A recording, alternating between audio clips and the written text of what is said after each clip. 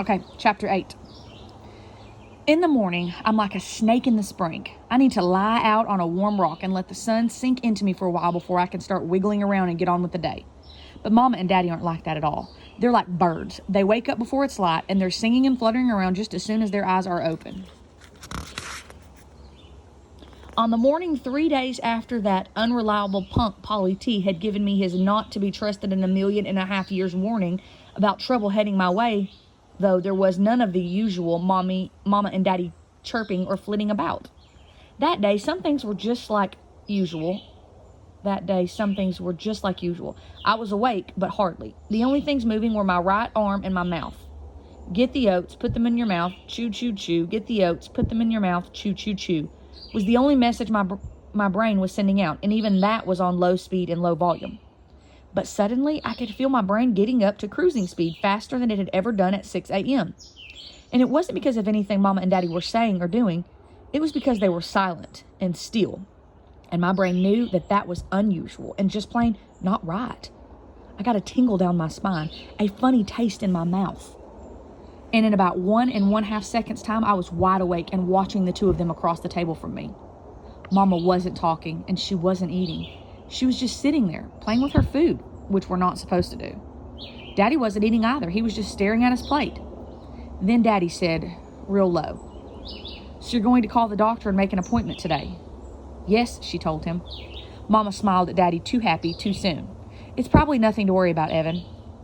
Daddy, putting his hand over hers, said, "I know," but he didn't raise his eyes to Mama's. He just kept looking at the tips of her fingers sticking out from underneath his big hand. There was a quiet in the kitchen I'd never heard before, like the whole world had stopped. And I knew that if I went outside right then, there would be no wind, the plants would have stopped growing, and the sun would be frozen in the sky. "What's going on? What's nothing?" I almost hollered because somebody had to make enough commotion to get things moving and back to all right again. Mama and Daddy looked over at me like I was a surprise. "It's nothing for you to worry about, honey," Mama finally said, and Daddy looked out the window. "What's nothing?" I repeated, because that sort of answer usually meant there's more than plenty to worry about, but not too much that can be done. "Why are you sad? What's going on?" But Mama just said, slow and somber like the wind on a rainy day, "Oh, Ida B." Then she got up, cleared her plate, and that was that. Here's the bad thing about being a snake in the spring. Sometimes you find that what you think is the best place in the world to sunbathe, it's the biggest rock ever, so long you can't see where it ends. And this perfect, so good you almost can't believe it's true rock is smooth and dark and toasty warm. You slither out onto its snugly warm blackness, and pretty soon you get so cozy and content lying there that you fall asleep, stretched out and snoring even. You are sure you are in snake heaven. But being a snake, you're so low to the ground, you can't see that this piece of rock paradise you're lying on is really a road. So you're cushy, comfy, and sleeping so deeply that you don't hear that big old truck hauling 2 tons of tomatoes getting closer and closer. And the next thing you know, split, splat, and a couple of crunches too. There are tire tracks on either end of you. You're not sure exactly what happened, but all of a sudden, you truly are gone from this world. So I've learned that even when you think you're in heaven, you need to stay alert and have a plan. Some things are very hard to plan for, though. So that's another big bit of foreshadowing that there is something bad about to happen in this story. But we're going to go on and read chapter 9 today. Boom, chapter 9. Mama had a lump. The lump had cancer in it. That was nothing. That was the nothing that wasn't nothing. But it didn't seem like a too terrible everything at first. It seemed like a penny up your nose kind of thing. You have to get it out because it doesn't belong there. And if you kept it there for too long, you'd have an awful hard time with a cold. So you go to the doctor. She takes it out real quick, and pretty soon you forget how it felt to have a sore, stuffed up, stretched out nose. That's how I thought it was going to be with the lump. But it wasn't like that for Mama. First, she went to the doctor. After that, she needed to go to the hospital for an operation. Then the cancer wasn't just in the lump, but under her arm too. And the doctors hoped they'd gotten it all out, but they couldn't say for sure. The cancer was like bugs in a tree. One day you don't see them at all, and the next it seems like they're everywhere, eating the leaves and the fruit. and it won't work to find them and squish them one by one.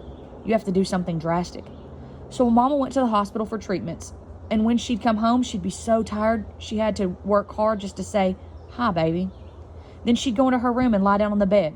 If you went away for an hour or so and came back, she'd look exactly the same. On her back, eyes closed, face white like milk, hands holding on tight to the spread. I'd go to the side of her bed and stroke her cheek. She'd moan with my fingers brushed her skin with a touch lighter than you used to pet a baby kitten.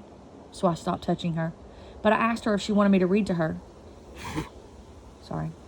"No thanks, honey," she said, her lips hardly moving. Did she want Lulu to come and visit? Maybe later. Did she want to hear me spell vivacious?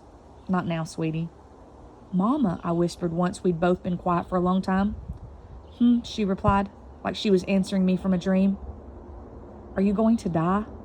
I asked her so softly, I could hardly hear myself. Mama opened her eyes and turned her head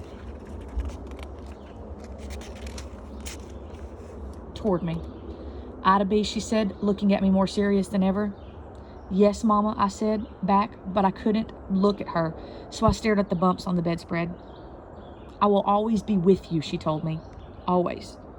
Then she turned her face back to the ceiling, closed her eyes, and said, "Do you understand, baby?" And I said, "Yes, Mama," even though I didn't. Then I just sat by her and watched her breathe, making sure her belly kept going up and then down.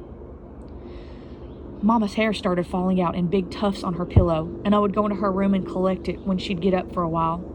I put it in Ida B's bag of assorted things for not yet determined plans. But there was nothing in there except Mama's hair. I kept that bag under my pillow. And if I put my hand in it and closed my eyes, I could pretend I was floating in a cloud of Mama. After Mama's treatments, our house would get as quiet as a library with only grown-ups in it, like there was a constant shh hushing us all the time in every room. We walked around not looking directly at each other anymore. Daddy looked down, I looked down, even Rufus looked down. But not Lulu. She glared right at us as if to say, "Whatever's going on, I'd like my food 5 minutes ago." We placed our dishes so softly in the sink. We pulled our chairs out from the table so carefully. We walked so lightly on the floors. I don't know if we were trying not to wake Mama or trying to wake the cancer. When there was time, Daddy and I would sit together in the big chair so we were close enough we could whisper and still hear each other. And read stories. And those were just about the only good times in the house. Afterward, Dad would go in and check if Mama would have some soup or maybe some crackers. "Do you want something to eat, Ida?" he'd say at the door to their room. And his voice was soft like rabbit's fur, light like smoke. It would float over to her and stroke her cheek, then her forehead, but never press too hard. And most of the time, Mama would whisper, "No, thank you, honey." But sometimes she'd just say, "Evan," with the voice of a love that's 1,000 miles away. Mama would have a treatment and things would be the worst. Little by little, though, she'd start to get better till she was coming close to being my mama again. She'd start eating and working with Daddy a bit and asking me, "Ida B, if it takes 2 1/2 cups of flour to bake a pie, and you bake 2 pies a week for 1 year, except for the week of Christmas when you bake 5, how many cups of flour do you need?" "Only 2 a week, Mama?" I'd ask. "Couldn't it be 3? And she would almost smile, just like before. But by then, 3 weeks would be up and it'd be time for another treatment. All of the happiness that thought it might be safe to come back to our house had to turn around and go back to where it came from. Even the glowing that was Mama's disappeared from her eyes, and I couldn't find it no matter how long I looked at her. Then, when no one was paying any mind, I'd go into my room, close the door, sit on the floor behind my bed and cry and cry. For Mama and Daddy and me, and for all the love that seemed wasted because it couldn't fix Mama. So that's the end of that chapter. So, Mama's got cancer. Pretty bad, it seems like. Was that what you thought when you were making your predictions on what was going to happen? We're going to see what happens tomorrow. Tomorrow we're going to read 2 chapters as well. So, see ya.